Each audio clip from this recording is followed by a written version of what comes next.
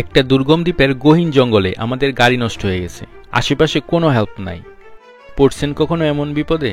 এখন প্রশ্ন হইল আমরা কেমনে গেলাম এই জায়গায়? তাহলে আসেন গল্প শুরু থেকেই শুরু করি।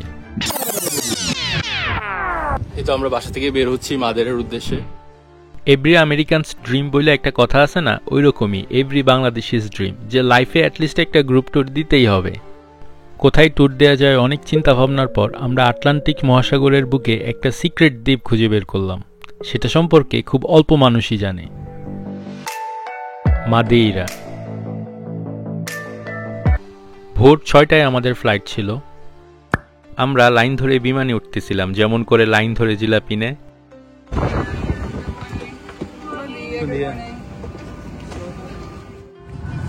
Ladies and gentlemen, this is your captain speaking. Welcome aboard Flight 260.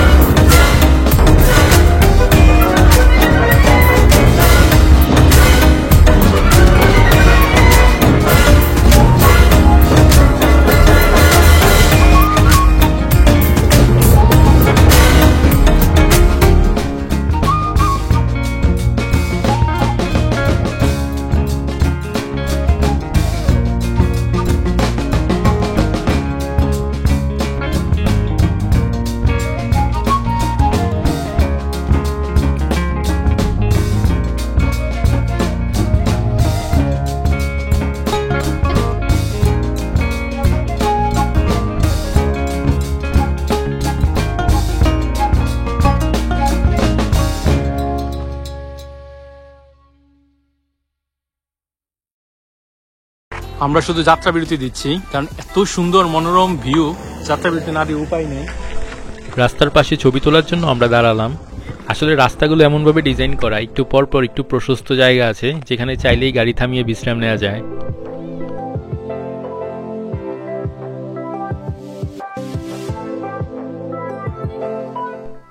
ওই যে পাহাড়ের উপর মেঘগুলো দেখা যাচ্ছে না, আমরা যাচ্ছি ওইখানে।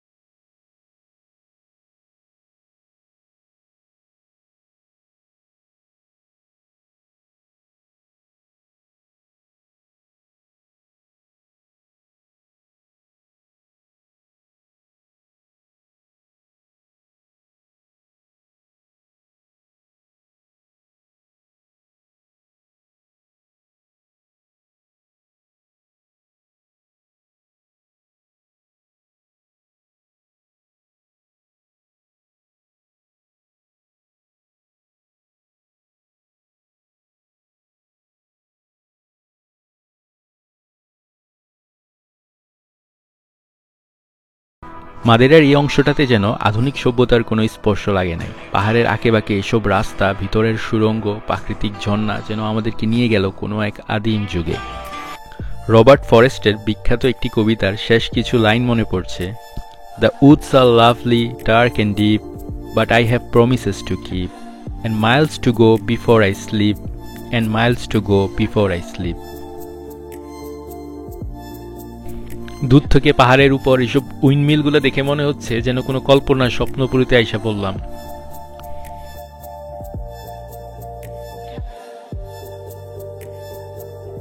আমরা ফানাল ফরেস্ট থেকে বের হয়ে পোর্তো মনিজের উদ্দেশ্যে যাত্রা শুরু করলাম। তখনই ঘটল মহাবিপদ।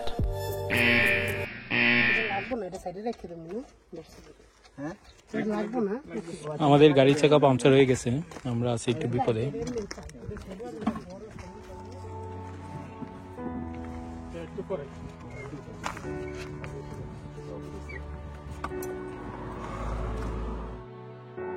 আমাদের গাড়ির চাকা পাঞ্চার হয়ে গেছে এবং আশেপাশের 20-30 কিলোমিটারে কোনো হেল্প নাই। প্রথম দিকে একটু ভয় পেয়ে গেছিলাম। ভাগ্যক্রমে আমাদের গাড়ির পিছনে একটা স্পেয়ার চাকা ছিল। পরে মহসিন বের